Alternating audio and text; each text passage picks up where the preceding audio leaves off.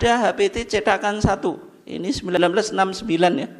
Ini masih mencantumkan doa qunut itu.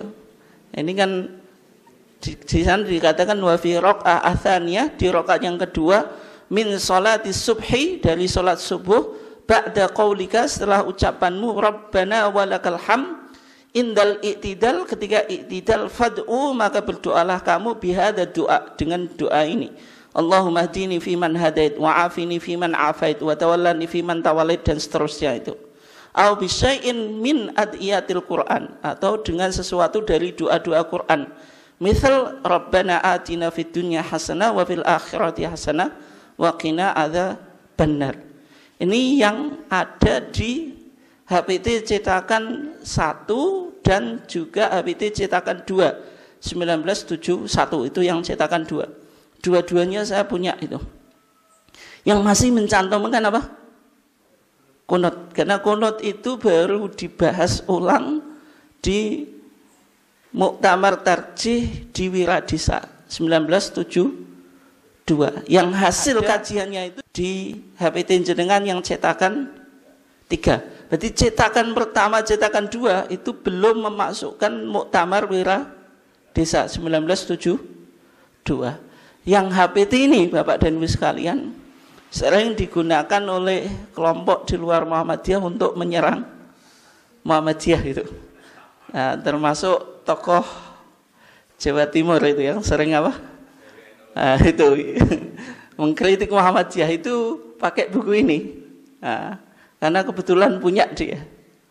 Dan juga salah satu pendakwah yang cukup terkenal yang kemarin di Baiat itu, saya ikuti di salah satu videonya, itu menunjukkan buku itu kepada si pendakwah cukup populer itu ya, untuk meyakinkan komitmen yaitu tadi terhadap organisasi yang apa mau diikuti itu.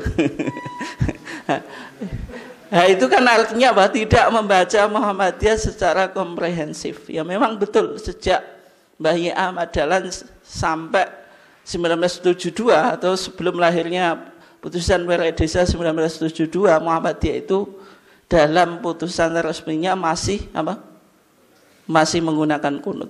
Tapi bukan berarti itu salah, karena Muhammadiyah dalam wawasan ketarjiannya kan ada apa? Wawasan keterbukaan. Artinya putusan dan pandangan Muhammadiyah itu boleh dikaji ulang jika majelis tarjih menemukan dalil yang lebih kuat, maka majelis tarjih tidak akan segan merubah putusan yang sudah diputuskan gitu. Sebagaimana dalam masalah apa?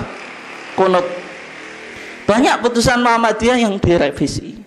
Misalnya kriteria awal waktu subuh dari minus 20 derajat sebagaimana dalam HPT jilid 3 itu menjadi minus 18 derajat, mundur 2 derajat, karena 1 derajat 4 menit, berarti kita mundur 8 menit. Itu artinya prinsip keterbukaan tadi, atau infitah itu.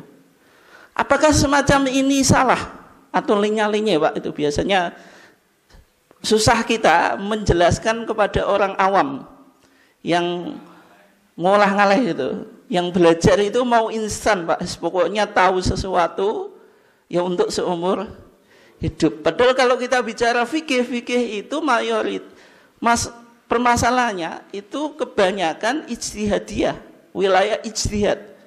Artinya kebenarannya itu probable, tidak sertatif. Artinya bisa berkembang dan berubah. Imam Syafi'i saja punya qaul qadim, punya qaul jadid. Itu levelnya Imam Syafi'i.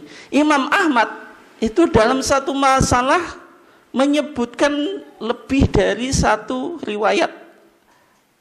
Ada 2 riwayat, ada 3 riwayat. Itu menunjukkan pandangan Imam Ahmad itu beragam gitu.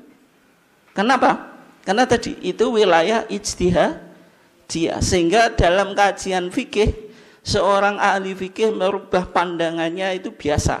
Justru kalau tidak berubah itu artinya ijtihadnya tadi stagnan, tidak pernah berkembang. Sehingga di Muhammadiyah pun semacam itu, dulu qunut sekarang tidak kunut itu.